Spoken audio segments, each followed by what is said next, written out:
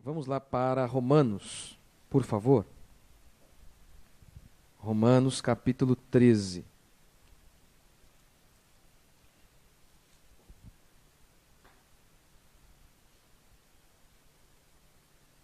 Romanos 13.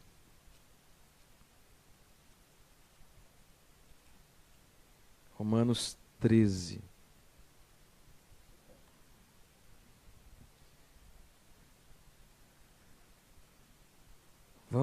Hoje eu vou continuar a série sobre feminismo e vou tentar mostrar que o feminismo não tem nada a ver com a fé cristã, mais uma vez, que a origem do feminismo é no comunismo, e o comunismo é uma ideologia totalmente contrária à fé cristã.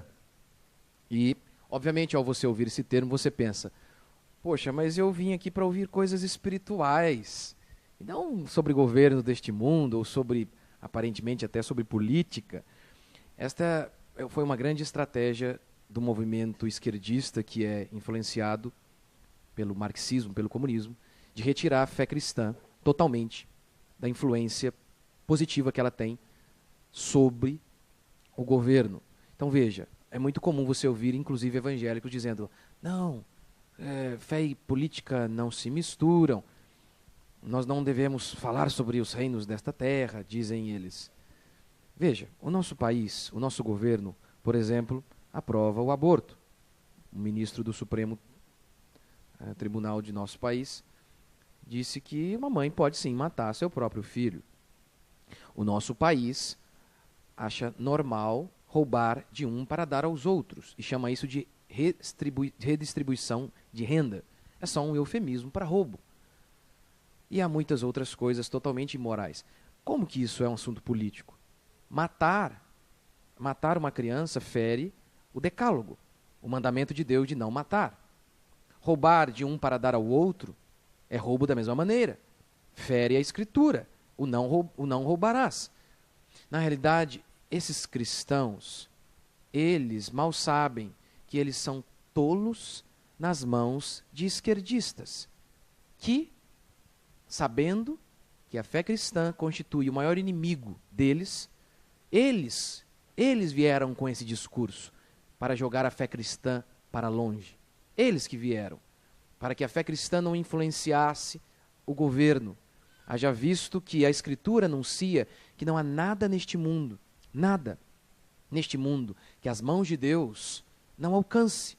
Não existe nada neste mundo que a fé cristã não alcance. Aqui, por exemplo, em Romanos 13, Deus está falando da função de um governo. Por isso é importante sim esses assuntos. Então vamos lá. Romanos capítulo 13.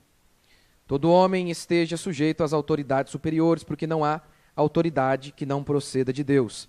E as autoridades que existem foram por ele instituídas. Quando ele diz que não há autoridade que não exista, que não venha de Deus, ele não está querendo dizer que todas as pessoas que estão em posição de autoridade estão debaixo da vontade de Deus. Como, por exemplo, Hitler, a não ser no sentido óbvio de Deus colocar aquele homem ali, permitir Hitler para julgar o mundo. Nesse sentido, sim. Mas Deus não está dizendo que ele concorda com os corruptos. É óbvio que não. O que ele está dizendo aqui é, a função de autoridade é bíblica. Ou seja, nós não somos anarquistas. Não somos anarquistas. Por exemplo, eu posso ser contra um policial corrupto, mas eu não posso ser contra a polícia. Eu posso ser contra um governante corrupto, mas eu não posso defender a falta de governo, a ausência de governo. Isso é anarquia. É isso que o texto está dizendo. Por isso, você que entende um pouquinho aí nesses conceitos, sabe que, nesse sentido, nós não somos liberais. Os liberais acreditam que não deve existir governo, que assim, então, a sociedade seria melhor. Nós não acreditamos nisso. E ele continua, verso 2. De modo que aquele que se opõe à autoridade resiste à ordenação de Deus.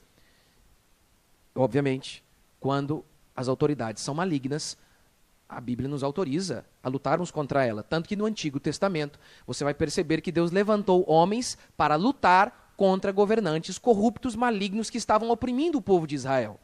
O livro de Juízes, por exemplo, narra vários exemplos disso.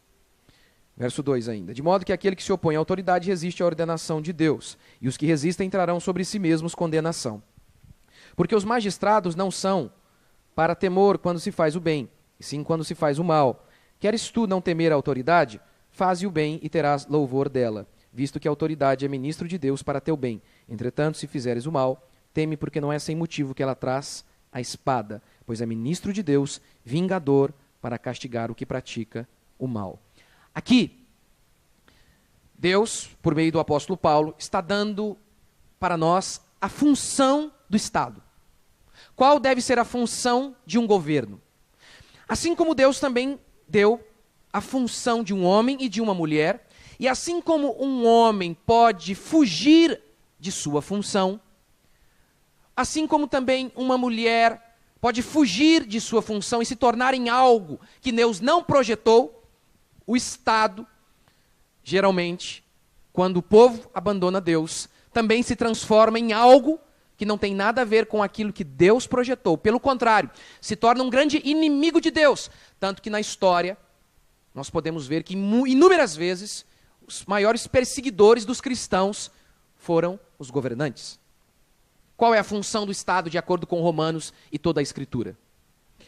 O Estado não deve regular a propriedade.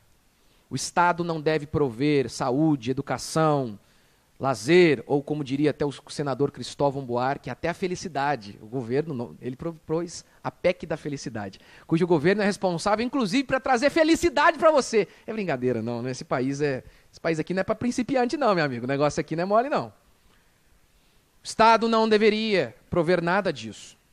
Nada. A única função do Estado deveria ser esta que está narrada aqui. Prover justiça, proteger a população. O período bíblico, o período correto de governo bíblico é narrado lá no Antigo Testamento. É o período dos juízes. Este foi o modelo de governo estabelecido por Deus. E o nome aqui já é sugestivo. Qual era a função das autoridades naquela época? Apenas julgar. O Estado não tinha dinheiro para dar educação, saúde, nada. O povo era livre. Sim, sim. E é liberdade isso. Porque você sabe, eles dizem que vão dar para mim e para você saúde, educação, e não dão nada e nunca vão dar, esquece disso. A solução não é ficar sonhando com novos políticos. A solução é dar o meu dinheiro de volta, pode deixar que eu vou procurar saúde, educação, em outros prestadores de serviço, porque o governo como prestador de serviço é uma lástima, como já disse Milton Friedman. Se o Estado for responsável para administrar o deserto do Saara, em 5 anos vai faltar areia. A função do Estado, diz a Escritura, e o exemplo bíblico de Juízes, deve ser apenas julgar. Apenas este.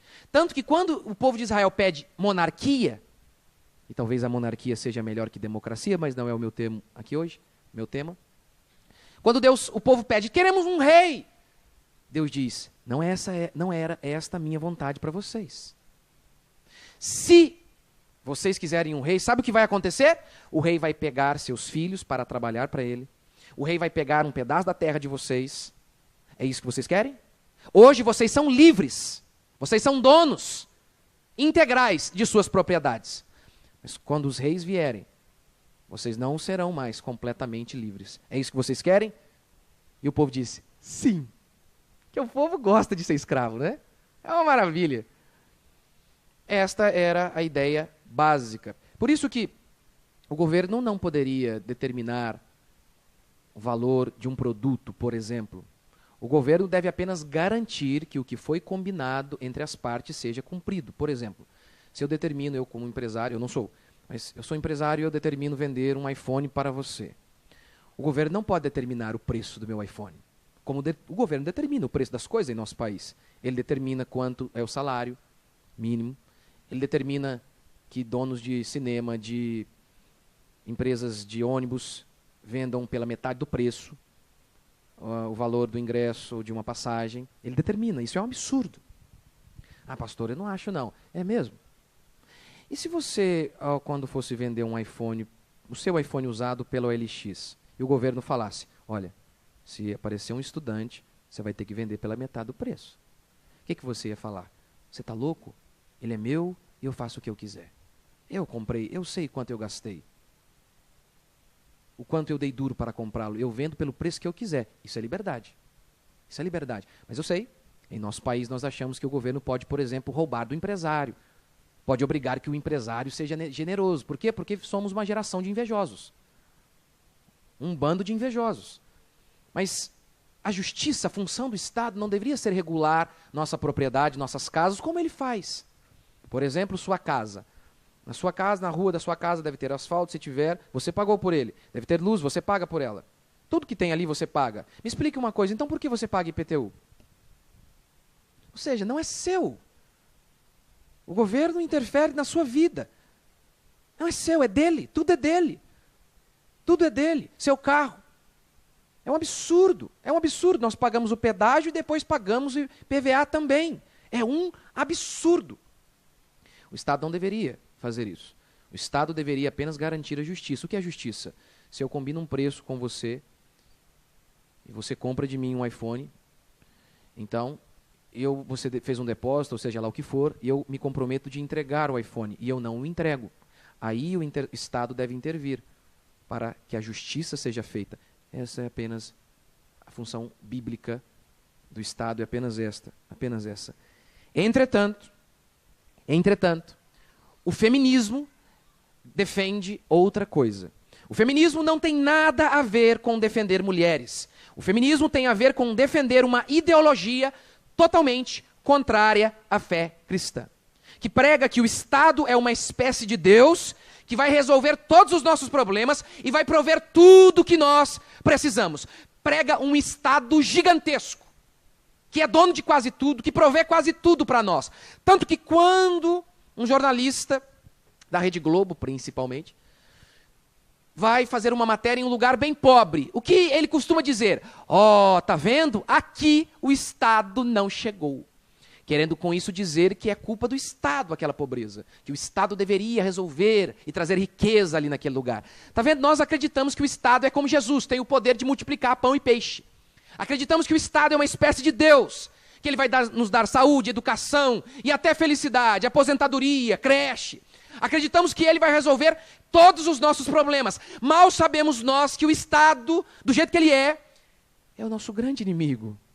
É o nosso pior inimigo. É o nosso pior inimigo. Ele impede as pessoas de se desenvolverem. A não ser aqueles amiguinhos dele via BNDES, a não ser Odebrecht, JBS, essas empresas que depois prometem, olha, dê para mim bilhões que eu então devolverei para você uma parte. A não ser essas empresas, o resto, capenga. Por quê? Porque esses políticos também fazem leis que boicotam, que impedem que as empresas pequenas surjam. Por exemplo, via de regra, por país, por cidade, pode ter apenas um cartório, 2, aqui tem 2, mas enfim, se você quiser ter um cartório, você não pode abrir. Precisa de autorização do governo. E por isso é um absurdo o serviço. Imagine se existisse um monte de cartório. É óbvio, o preço cairia. Mas apenas quem é amiguinho do rei consegue. Rádio, se você quiser abrir uma rádio, não pode. É só se o governo deixar. Nós ligamos lá em Brasília. Queremos abrir uma rádio. Não, só quando a gente abrir vaga. E quando vai abrir? Não sei. Isso é ótimo para quem? Ora, para quem já tem uma rádio. E se você quiser uma rádio hoje, você tem que comprar uma que já existe, que vale milhões. Quem pode fazer isso? Só quem já é rico. Então, o pobre não consegue. Não consegue começar uma ali, uma radinho no fundinho de quintal, uma empresinha pequena. Ele não consegue. Ele tem que ter milhões. O governo é o seu inimigo. E as feministas defendem isso. Um governo gigantesco, que diz prometer dar educação, dar isso, dar aquilo, mas é só um discurso. Porque para ele te dar educação, saúde e tudo mais, ele tem que cobrar muito imposto. Não existe nada grátis. Não existe. Por isso que as pessoas costumam dizer, o serviço grátis do governo é o serviço mais caro que existe. É isso que as feministas defendem. E o feminismo tem origem no comunismo. Põe lá. Vou explicar de maneira bem simples o que é o comunismo. Karl Marx dizia que havia uma luta de classes por causa da propriedade privada, por causa do dinheiro. Ele disse, se não existisse propriedade privada, as lutas seriam encerradas, não existiria mais luta. Ou seja, traduzindo em miúdos, ele diz, olha, se não existisse rico nem pobre, se todos fôssemos iguais, tivéssemos tudo em comum, daí comunismo, não existiriam brigas. A verdade é que, por exemplo, sob Lenin, o comunismo não conseguiu acabar com as classes. O comunismo conseguiu apenas acabar com os ricos. Mais de 100 milhões de pessoas morreram sob o comunismo no século passado, a maioria delas de fome. Por quê? Porque o comunismo não funciona. Não funciona. Por exemplo, por que a vaca não está em extinção e baleias estão? Porque a vaca é privatizada. A baleia é de todo mundo. Aquilo que é de todo mundo não é de ninguém, ninguém cuida. As pessoas não estão nem aí. Agora a vaca tem dono, então ele tem que cuidar, senão ele fica pobre. É por isso que, só um exemplo, no início dos Estados Unidos, aqueles colonos chegaram ali do Império Britânico, na Nova América, no Novo Mundo, e eles começaram uma comunidade. Só que tudo em comum, uma comunidade socialista. Tudo que produzia era produzido por todos, vinha para um fundo em comum e depois era distribuído de maneira igualitária. Todos ganhavam a mesma coisa. Resultado? Em alguns meses, pessoas estavam morrendo de fome. Por quê? É simples. O cara que trabalhava 10 horas, ele ganhava igual ao cara que trabalhava 2 horas. Então ele não tinha estímulo para trabalhar mais e começou a trabalhar menos. O cara que trabalhava 2 horas recebia o mesmo que o cara que trabalhava 10. Ele não tinha estímulo para trabalhar mais. Ele dizia, para quê? Eu estou bem demais. Resultado, em pouco tempo, eles estavam morrendo de fome. A coroa britânica enviou um líder e resolveu o problema. Sabe como? Privatizou. Deu um pedacinho de terra para cada um. E se o cara não cuidasse, ele ia morrer. E pronto. Os Estados Unidos começou. Agora, no comunismo, a ideia de distribuir tudo de maneira igual e não existir mais rico nem pobre, quem faria isso? Quem iria fazer essa distribuição de propriedade? O Estado. Então Karl Marx dizia que o Estado cresceria para então diminuir e deixar de existir, até o ponto que o povo seria maduro e não iria mais brigar por propriedade, e todo mundo seria feliz e seria o céu na terra. Entretanto, para tentar manter esse comunismo, o que aconteceu foi justamente o contrário. O Estado teve que ter uma presença muito grande. Na União Soviética, as pessoas faltavam sistematicamente ao trabalho. Por quê? Porque não tinha estímulo. Aqui o que acontece se você faltar ao emprego? Pode ser mandado embora, né? O cara manda você embora da fábrica. Na União Soviética mandava você embora deste mundo, ele te matava. Para você ver o que o comunismo gera. Falta de liberdade, desgraça e pobreza. Ou seja, em resumo, o comunismo tem a ver com acabar com a propriedade privada. Karl Marx disse isso. Toda a minha tese se resume nisso. Abolição da propriedade privada. Então a gente tem hoje o esquerdismo. Põe lá. O que é o esquerdismo? Os comunistas perceberam que não deu. As ideias falharam. Então eles se reinventaram. E aí surge o esquerdismo. Se o comunismo quer acabar com a propriedade, não existir propriedade, o esquerdismo quer regular a nossa propriedade. Como assim? No comunismo, esta cadeira é do Estado. O Estado é o dono. No esquerdismo, que é o que nós vivemos em nosso país, a cadeira é sua. Mas o Estado que determina se você pode tirá-la daqui para colocar ali. É o Estado que determina quantas vezes você pode sentar nela. Ele regula quase tudo sobre como você vai usar a cadeira que ele diz ser sua.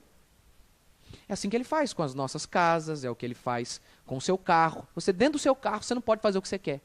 Não coloca o cinto para você ver. O carro é meu, se eu quiser morrer, o problema é meu. Quero andar sem cinto, não pode. Você pode, na sua moto, andar sem capacete, se quiser?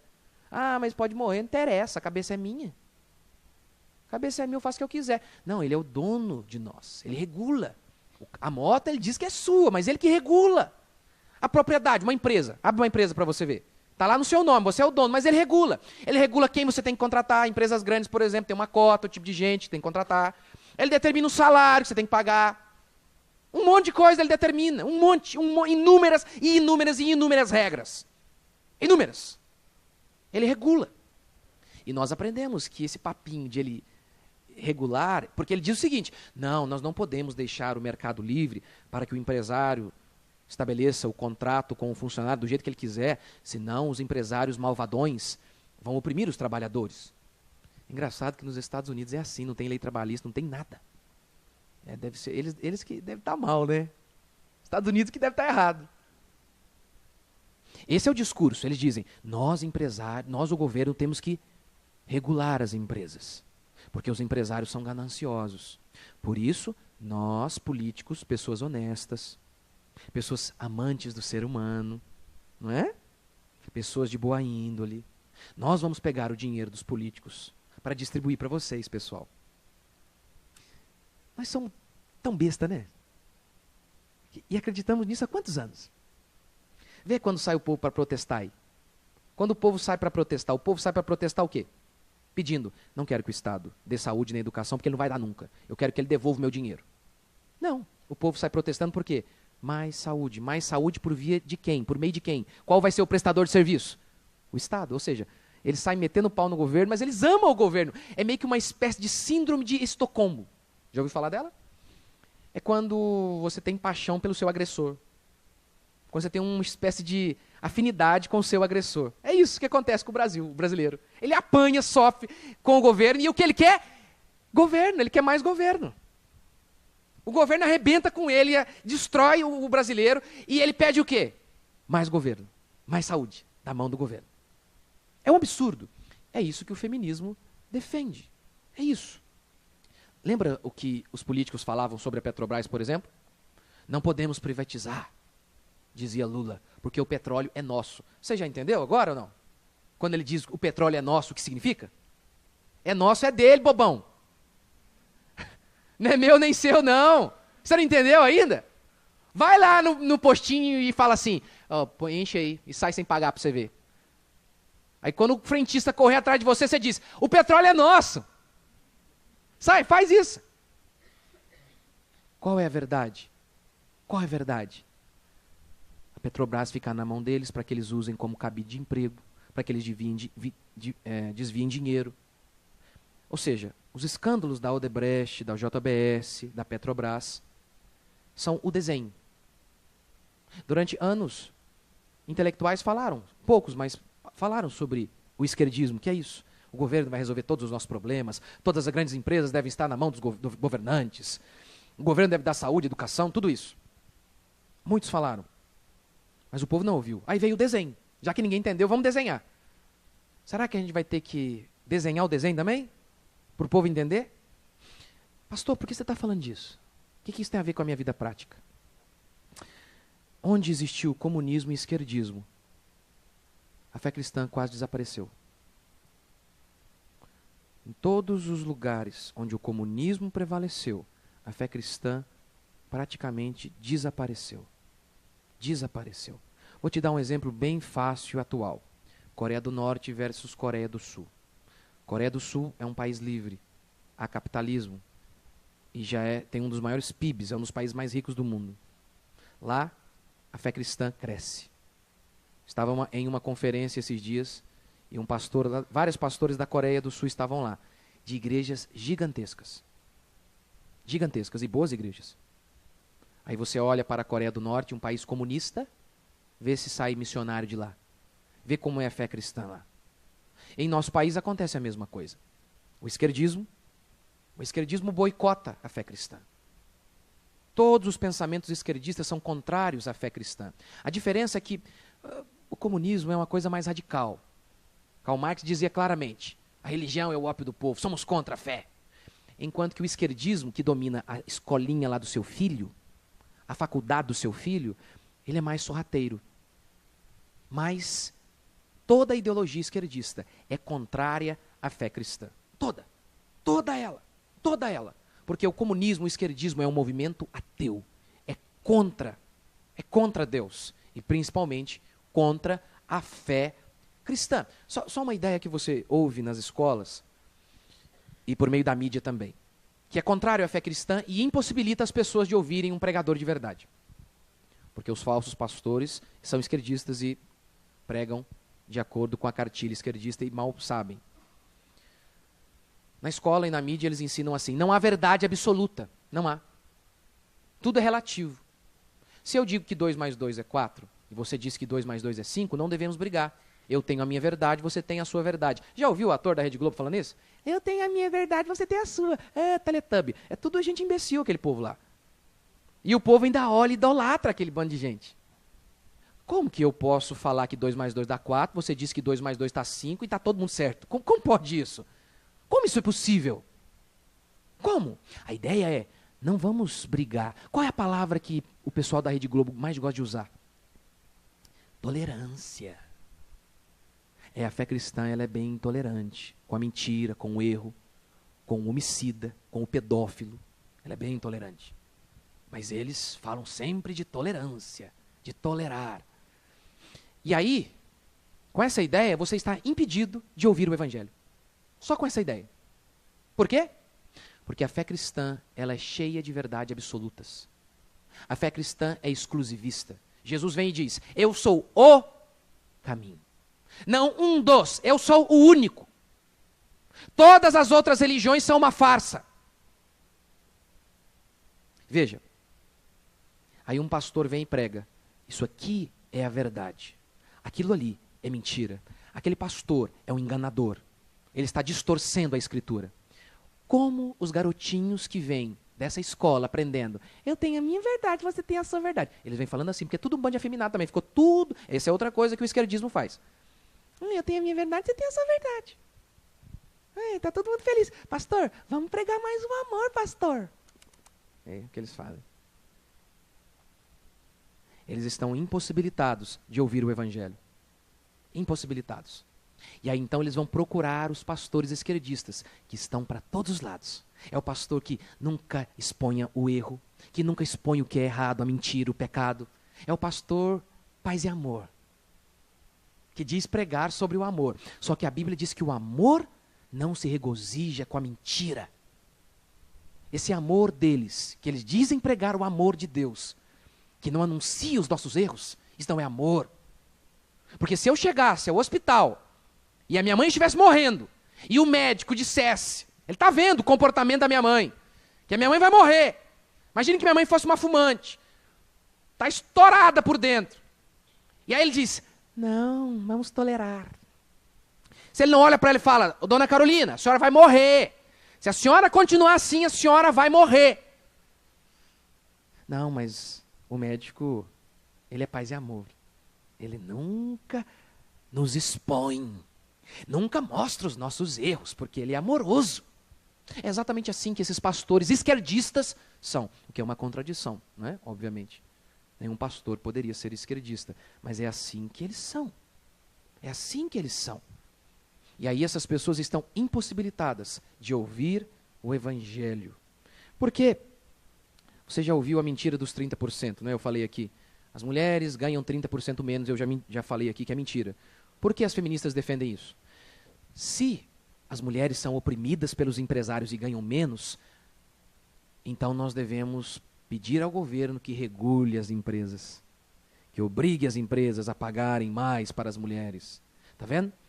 É tudo mentira para uma estratégia maligna de continuar tendo um Estado grande que controla toda a nossa vida. Alguém diz o seguinte, o poder corrompe. O poder absoluto corrompe absolutamente.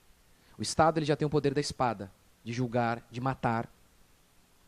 E quando você ainda dá para ele o poder maciço do dinheiro, porque para dar educação, saúde, tem que ter muito dinheiro na mão dele. E aí os governos ficam extremamente grandes e poderosos. E quando o Estado fica extremamente rico, eu e você nos tornamos escravos. Lembra do povo de Deus lá no Egito? Quando o faraó foi comprando todas as terras, qual foi o final? O povo se tornou escravo. É o que acontece comigo e com você. Sempre que o Estado fica grande, nós nos tornamos pequenos. Sempre que o Estado é dono de um monte de coisa, eu e você somos donos de poucas coisas. Mas é isso que é o feminismo, um braço do comunismo, ou mais precisamente hoje, do esquerdismo. O Dia Internacional da Mulher, dia 8 de março, tem tudo a ver com o comunismo. Para você não dizer que eu estou tendo teoria da conspiração, vou citar aqui uma comunista, Maria Lígia de Moraes. Ela disse, o 8 de março todo mundo esqueceu. O Dia da Mulher tem a ver com o comunismo. Virou dia de flores, mas devemos restaurá-lo. É dia de luta. A data oficial do 8 de março nasce na onde? Na União Soviética, aquele império comunista. Ana Prestes, uma comunista, em seu poema sobre o Dia Internacional da Mulher, mais uma vez atesta isso, que o Dia da Mulher nasceu com os comunistas. O 8 de março, portanto, seria a data do não. Não aos menores salários, não à exploração, não à violência, não à submissão, não ao capitalismo. O 8 de março nasceu também para ser bonito, mas não vamos deixar as flores esconderem o conflito. Que conflito? Entre o proletariado e os burgueses, entre os trabalhadores e os empresários. Essa era a ideia. As líderes mais influentes feministas, você vai achar algo em comum em todas elas. Todas elas eram comunistas. Todas elas. No livro O Outro Lado do Feminismo, Susana Wencker escreveu: muitas pessoas não perceberam que o feminismo foi baseado em uma visão marxista de mundo. Marxista porque Karl Marx que elaborou o comunismo como conhecemos. O feminismo é um ramo do socialismo. Simone de Beauvoir, Betty Friedan, todas eram comunistas. O feminismo não defende as mulheres. O feminismo defende uma ideologia, a esquerda. E o que a esquerda defende? Aborto, intervenção do Estado nas nossas vidas, o Estado gigantesco e por aí vai. Durante a campanha de Margaret Thatcher para o cargo de primeiro-ministro na Inglaterra, as feministas diziam: nós queremos o direito das mulheres e não as mulheres da direita, porque Margaret Thatcher era de direita. Não devo nada ao movimento de libertação das mulheres, disse Thatcher. As feministas odeiam-me, não é? Não posso culpar uma vez que odeio o feminismo, é puro veneno. Uma prova bem simples de que o feminismo não está nem aí para você, mulher, é porque o feminismo nunca diz nada contra as mulheres que são mutiladas, oprimidas, realmente, tratadas como lixo no Islã. Nas comunidades muçulmanas. Sabemos de inúmeras mulheres que são mutiladas, têm os seus órgãos genitais arrancados. Porque as feministas nunca falam nada contra. Porque, por exemplo, quando aquela jornalista Raquel Sherazade, ela falou algo, os esquerdistas que dizem defender as mulheres, que são contra o estupro, disseram que ela merecia ser estuprada. Por quê? Porque elas não defendem as mulheres do mundo islâmico. Já ouviu aquele papo? O inimigo do meu inimigo é meu amigo? Então, o Islã é inimigo da fé cristã e do Ocidente. Sendo assim, os esquerdistas também são inimigos do capitalismo, que molda, pelo menos moldou, o Ocidente, e da fé cristã, que também moldou o Ocidente. E a cada dia essa influência cristã está indo para o lixo. E junto com a fé cristã, a sociedade indo para o buraco também. Então, já que o Islã quer destruir a fé cristã e o mundo ocidental, ele é o nosso parceiro, é inimigo do meu inimigo, então é meu amigo. As feministas defendem o empoderamento feminino, não é? O que significa empoderamento? Independência das mulheres, que as mulheres sejam independentes. E como as feministas defendem que as mulheres sejam independentes? Dependendo do governo. É assim, vai acostumando. Esquerdismo não tem lógica. Não tem. Ser contraditório é um estilo de vida para eles. É um estilo de vida.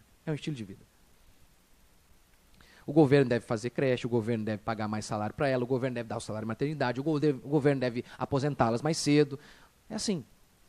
O feminismo é só mais uma estratégia para aumentar o tamanho do Estado e acabar com a fé cristã por meio do poder governamental e de muitas outras estratégias. Esta é a verdade sobre feminismo. Feminismo tem tudo a ver com comunismo. Feminismo não tem nada a ver com defender mulheres. Feminismo tem a ver com defender uma ideologia. Portanto, ou você é cristã ou você é feminista. Os dois não dá. Ou você é judeu ou você é nazista. Os dois não dá. Os nazistas matavam judeus. Imagina alguém dizer isso, sou judeu nazista. Você fala o quê? Você é louco? Você é retardado? Você é louco? Você é doido? Você é louco? Fumou? Bebeu? O que é então um cristão esquerdista? É louco. Segunda parte da minha pregação hoje, a revolução sexual. Sempre outra praga que tem muito a ver com o feminismo também. Sempre existiu adultério, prostituição imoralidade sexual. Mas, da década de 60 para cá, a imoralidade atingiu níveis assustadores. De tal maneira que o que é normal, santo e puro, um garoto virgem, antes de se casar, hoje, um garoto virgem é uma abominação entre seus colegas. Como? Como, de maneira tão rápida e assustadora, a banana começou a comer o macaco? Como que os valores se inverteram tão rapidamente? Por meio do que é chamado de revolução sexual, orquestrada por muitos e capitaneada por Alfred Kinsey. Esse é o meu primeiro princípio aqui. O relatório Kinsey, de Alfred Kinsey, esse psicopata, ele fez, diz ele, experimentos cientificamente, ele disse que chegou à seguinte conclusão: reprimir os desejos sexuais faz mal à saúde. Disse ele. Ele fez experimentos filmando pessoas mantendo relação sexual no sótão de sua casa, das mais variadas relações, dos mais tipos estranhos possíveis. Ele filmou e, baseado nisso, ele disse que chegou a algumas conclusões que ele chama de prova, que é uma mentira. Judith Heisman escreveu um livro chamado Crimes e Consequências, falando, obviamente, dos crimes e as consequências dos experimentos de Alfred Kinsey. Ela descobriu que todos os dados de Kinsey eram mentirosos e criminosos. Primeiro, mentirosos. Por quê? Ele diz ter feito a pesquisa com a população normal. E ela descobriu que, na realidade, ela fez com criminosos presos por crimes sexuais. Ou seja, Kinsey pegou a conduta de um pedófilo, acusado e culpado, e alegou que este era o comportamento de toda a população. Alegando que toda a população americana, todos, lá no escondidinho, era todo mundo pervertido, com base nas pesquisas que ele fez. Ele gravava as pessoas mantendo relação. E ele alegou que uma criança de 2 anos tinha orgasmo.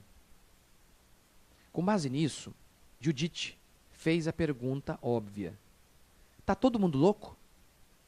Ninguém percebe que o que esse cara está fazendo não é pesquisa? É pedofilia? Porque como que ele descobriu que uma criança de 2 anos tem orgasmo? Que é mentira. Mas como? O que ela descobriu é que ele contratava pessoas para manter relação sexual com crianças de 2 anos. O cara era um psicopata, era um demoniado, era um pervertido. Ah, também era homossexual. Ou bissexual. Ele chegou a ser casado, mas ele era homossexual. É um absurdo. É um absurdo. Ela disse o seguinte, Judith disse em relação a Kinsey: o legado de Kinsey é o seguinte: o sexo não é nada, de modo que é certo com animais, com homossexuais, com adultos e crianças de qualquer idade. Apenas tente obter o consentimento. Traduzindo, só o estupro é errado. O resto, tudo é permitido. Desde que o outro consinta, não há problema algum. Eu pergunto a você, a moralidade sexual em nosso país é a da Bíblia ou é a de Alfred Kinsey? Os garotos dizem o quê? Se eu quero, você quer, dá tudo certo. Qual o problema? Os adultos se ajuntam. Eles não se casam. Eles vão morar junto. Por quê? Eu quero, você quer, sem problema. Depois, divorciam na mesma velocidade que se ajuntam. Por quê? Eu quis, você quis também. Esta é a moralidade. A moralidade de hoje é a de Alfred Kinsey. E não a moralidade da Escritura. A revista Super Interessante deve ser verdade, não é? Da editora Abril, poxa vida. Olha lá. Olha o que a revista Super Interessante escreveu ou mentiu. Ela disse o seguinte: Kinsey investiu 30 anos de sua vida para provar que quando o que está em jogo é a intimidade de cada um, o normal e o anormal são meras convenções. Veja, porque eu pus em negrito ali provar, ele não provou coisa nenhuma. Aí uma revista dessa, que se diz científica, passa uma balela dessa. Não existe normal e anormal quando se trata da vida íntima. O normal e o anormal são apenas convenções. O que ele está querendo dizer? Sabe por que hoje as pessoas chamam de anormal a relação entre um homem e um animal? É porque foi uma convenção social, por conta da influência da fé cristã, que diz que é errado. E aí então todo mundo chegou a um acordo que era errado. Sabe por que as pessoas dizem que o homossexualismo ou homossexualidade, um homem saindo com outro homem é errado? Isso aí é só uma convenção religiosa. Os religiosos colocaram isso em nossas cabeças. Pessoal, isso é tudo mentira. Não tem nada de normal ou anormal, desde que o outro queira. Tudo é lícito, disse Kinsey. Kinsey disse várias vezes que queria acabar com a moralidade judaico-cristã que moldava a sociedade americana. O fundadorzinho da Playboy também dizia que tinha como objetivo propagar as ideias de Kinsey. O normal e anormal são apenas meras convenções. Sexo com animal? Claro que é normal. Só está sendo anormal hoje porque a sociedade decidiu sobre isso, mas não tem nada demais. Homem com homem? Também não tem. Um garoto com uma menina? Sem problema. E com crianças? Também. Não, pastor, aí você foi longe demais. Não chegaremos a esse ponto. Não. Nós já chegamos. Em muitas épocas da civilização humana já chegamos. Já, claro que já. Na Grécia e no Império Romano, a pedofilia era tolerada e até valorizada. Na China, durante milênios, era normal castrar meninos e vendê-los a ricos pederastas. Ricos que gostavam de sair com menininhos. Até no mundo islâmico, que diz reprovar a homossexualidade, no escondidinho, o que não é tão escondido, eles toleram homens saindo com menininhos. Toleram. Por que no mundo ocidental a pedofilia se tornou crime? Por quê? Se diz um policial conhecido meu, perguntei para ele, qual foi o pior problema que você lidou? E ele disse, um pai que abusou do seu filho de 4 anos e depois o matou. O que aconteceu com ele? Aí ele foi para a cadeia, lá ele foi tratado com aquele carinho peculiar, sofreu horrores, aí toda hora ele voltava para o hospital até que morreu na cadeia. Por que a pedofilia ganhou esse ar de nojo e repúdio tamanho que até pessoas criminosas sem uma moral, digamos lá, elevada, veem como algo horrível a pedofilia? Por quê? Porque no Império Romano ela começou a ruir por conta da fé cristã. A influência da fé cristã. E por que hoje assuntos como homossexualismo, que era normal também na Grécia, Alexandre o Grande era gay, para os gregos o homossexualismo era o normal. Porque hoje todas essas pragas estão voltando por conta da queda da influência da fé cristã, do repúdio dos homens pela fé em Deus. Você sabia que, há pouco tempo atrás, a palavra para descrever o relacionamento homossexual era homossexualismo. E o significado era doença, imoralidade. Essa era a classificação até nos dicionários. Ela foi mudada. Ela foi mudada. Quanto tempo para mudarmos também a classificação de pedofilia? Quanto tempo mais? Tudo isso tem a ver com a revolução sexual. E as feministas abraçaram a ideia. É isso aí mesmo, o negócio é o seguinte, é dormir com todo mundo, faça amor, não faça guerra. É isso aí, essa é a ideia. As feministas falaram, temos que dormir com todo mundo. O sexo depois do casamento sempre foi um freio para a natureza distorcida, que afeta todos, mas com certeza, principalmente o homem, de querer sexo sem compromisso. Quando as feministas disseram que eram iguais aos homens, que queriam sexo à vontade, o que é errado para todos, para o homem ou para a mulher, quando elas disseram, não, tem muito homem que quer sexo sem compromisso, nós também queremos o mesmo. Aí os homens ouviram e falaram, como é que é? Agora, antes eu precisava para ter sexo, eu precisava casar e garantir que eu ia prover recursos, que eu ia proteger você, que eu ia ser fiel a você. O sexo era o prêmio. E tinha todas essas responsabilidades por trás. Agora você está me dizendo que eu não vou precisar fazer nada disso? É sério? Show! É o paraíso! E as mulheres não entendem hoje porque os homens não querem se casar. Veja, de vez em quando nós ouvimos aí uma moça que está sendo enrolada por um rapaz há 10 anos. 10 anos. Não quer casar. Por quê? Ora, porque ele já dorme com a moça, ele já tem tudo com a moça. Porque antigamente não existia isso, de ficar 10 anos, o cara tem 20 anos, 10 anos esperando para casar com a mulher. Por que não existia isso? Ora, porque ele queria... Aleluia, né? Queria, né? Você sabe, né? Queria. Então casava logo. Por que as pessoas fogem do casamento hoje? Porque Alfred Kinsey disse isso. Olha, não precisamos de compromisso para ratificar o sexo. O sexo pode ser sem compromisso. Pode ser. E isso arrebentou com a família. Põe lá o meu segundo. Provérbios, você pode abrir comigo?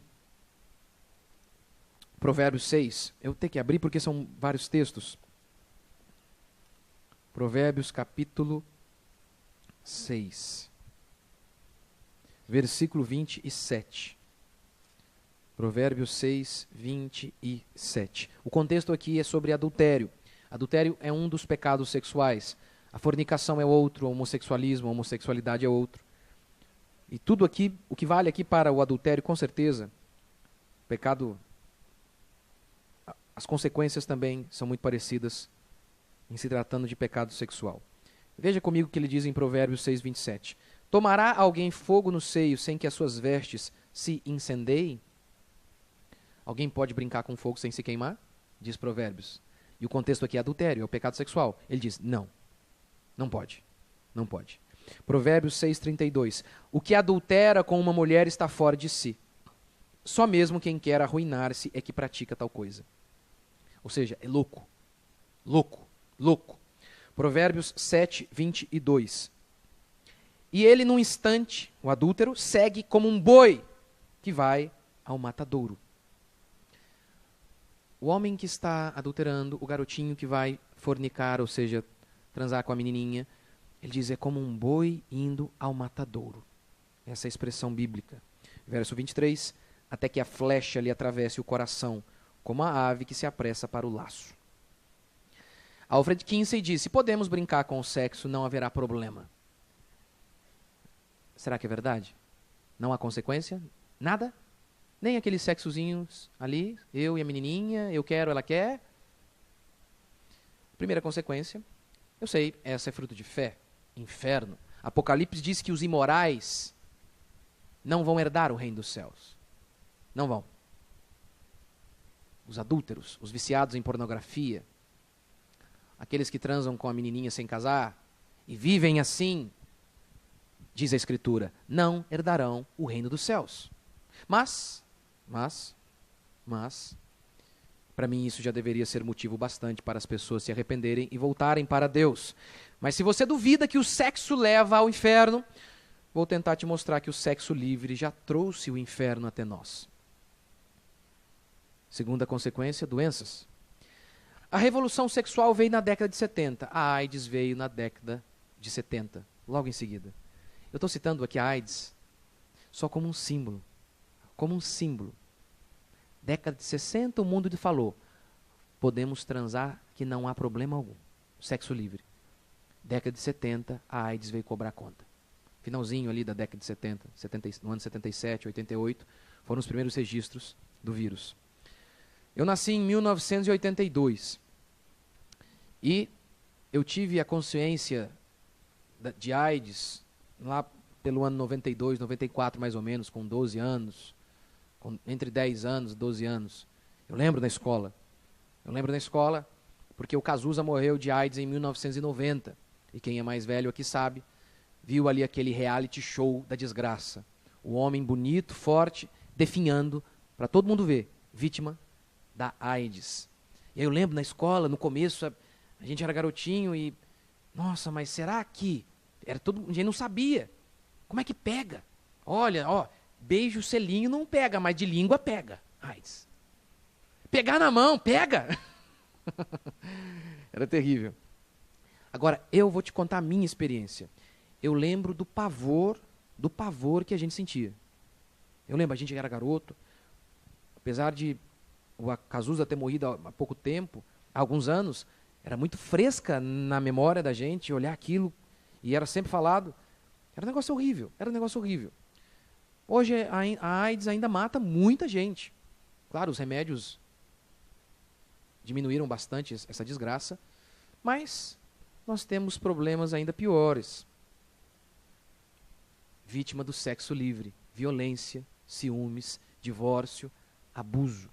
No livro A Vida na Sarjeta, o médico Theodore Dalrymple disse o seguinte: os intelectuais do século XX buscaram libertar todas as relações sexuais de qualquer obrigação, de qualquer compromisso.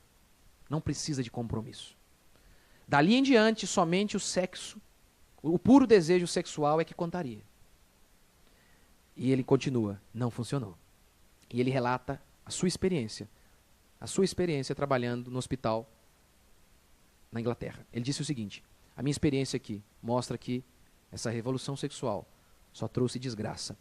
E ele cita: abortos realizados por meio de golpes de Kung Fu, mulheres abandonadas pelo pai da criança, um aumento sistemático da violência motivada pelos ciúmes, uma quantidade enorme de padrastos que violentam e violentavam as menininhas.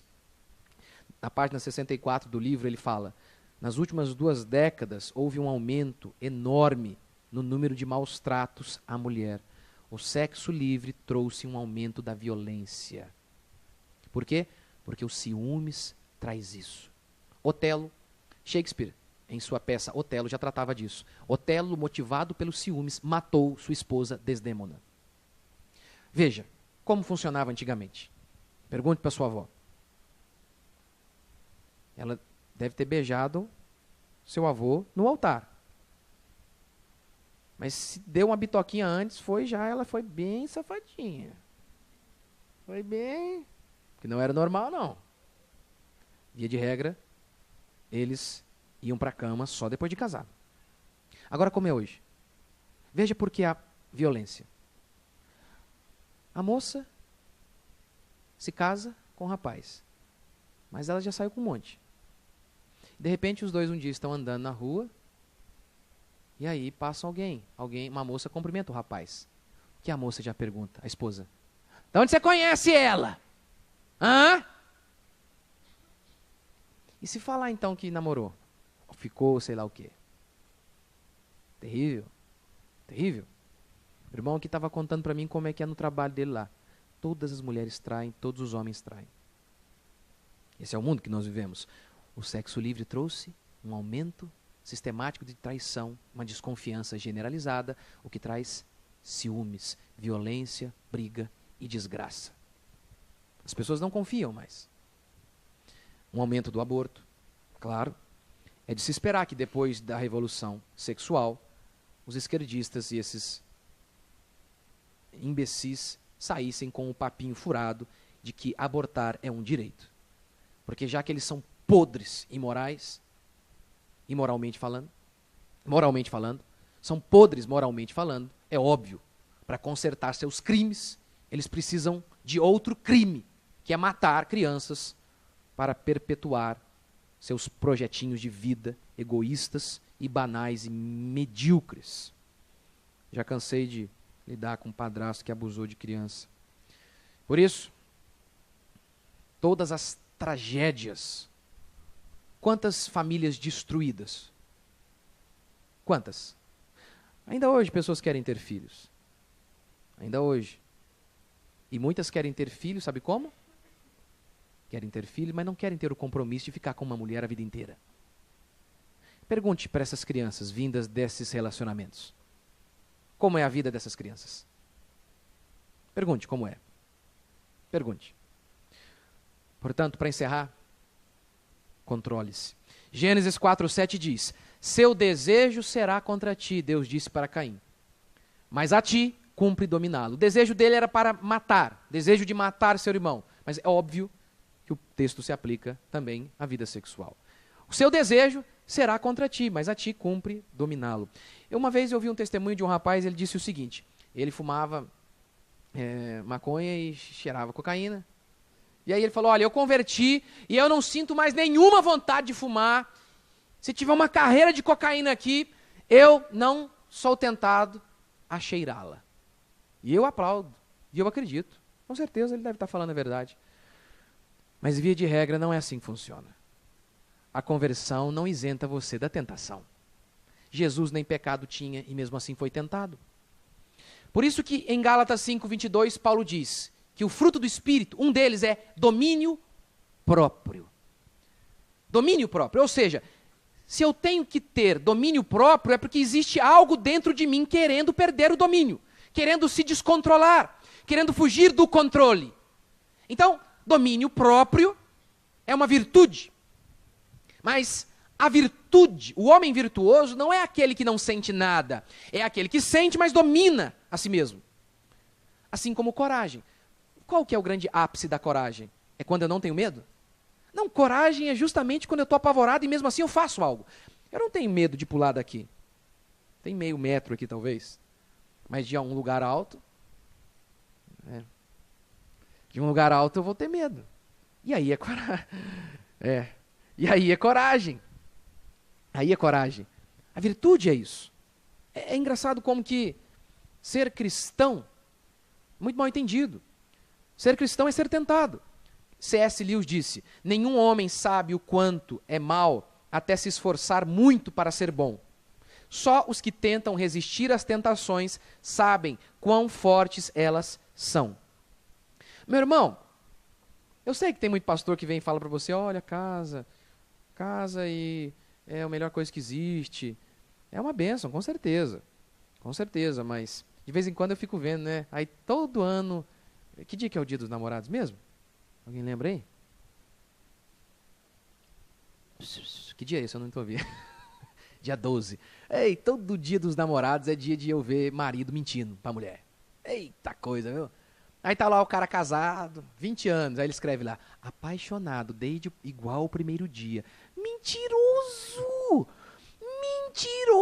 Mentiroso, sem vergonha. É mentira, coitado, talvez ele nem saiba o que é paixão, né? Ele não sabe o que é paixão. Isso é mentira, não existe isso. Deus não projetou ninguém para ser assim. Não existe. Eu fui apaixonado pela minha esposa. Eu lembro, meu amigo, ela chegava, dava até tremedeira. Nossa, rapaz, eu falei, meu Deus do céu! Que é isso? Eu só tenho 2 pelos no braço, ficava arrupiado. Os únicos 2. Isso passa, essas coisas. Tem que passar mesmo. Por quê? Porque não existiria vida. Porque, meu amigo, eu só pensava na Dani. 10 palavras, 11 era minha esposa. Na época não era minha esposa ainda, né? A paixão passa. Veja, que vida que as pessoas prometem. Super excitante. Irmão, é claro que sair com um monte de mulheres é muito mais excitante que sair com uma. É óbvio. Ora, isso é fato. Qual que é mais legal? Todo dia tem um alimento diferente. Um dia é picanha, outro dia é... Oh, delícia, hein? Um dia é picanha. E é que eu tô pensando na comida mesmo, né? Um dia é picanha. Outro dia... Imagina, se pudesse todo dia assim? Sem engordar? Ei, seria a glória, né? Seria o céu. Um dia picanha, outro dia picanha de novo. Ai, todo dia bolo. E arroz e feijão, todo dia. É claro que é mais excitante sair com um monte. É óbvio. Se não fosse gostoso, não seria tentação. Você acha que... Você, garoto, você tem 14 anos. É ruim ir pra cama com um menininho de 14? É isso que os pastores dizem pra você? Estão mentindo. É claro que é bom. É claro que é gostoso. Ainda mais 14 anos, tá tudo em cima ainda. Oh, maravilha. É por isso que é tentação. Mas tem um preço. É muito gostoso. O pecado é gostoso. Porque a maçãzinha ou a fruta que você quiser usar aí como ilustração, lá do Jardim do Éden, era extremamente agradável, diz o texto. Agradável, era deslumbrante. Mas há consequências. há muitas consequências. Você já deve ter ouvido do Canto da Sereia, não é? Ulisses, o navegador da Odisseia de Homero, por medo de ser seduzido pelo canto das sereias maravilhosas e mortais, ele pediu aos seus companheiros que o amarrasse junto à haste do navio, para não ser seduzido. É mais ou menos isso que você deve fazer. É mais ou menos isto que você deve fazer. Se agarrar aos pés da cruz de nosso Senhor Jesus Cristo, para resistir às tentações que podem destruir você. Para encerrar, conta uma história, eu acho que é conto de fada, não sei, mas a história serve de ilustração. Existia um rei gordo. Eu não sou politicamente correto, não. A história é assim, vou contar do jeito que é. Existia um rei gordo. Ou melhor, um príncipe gordo.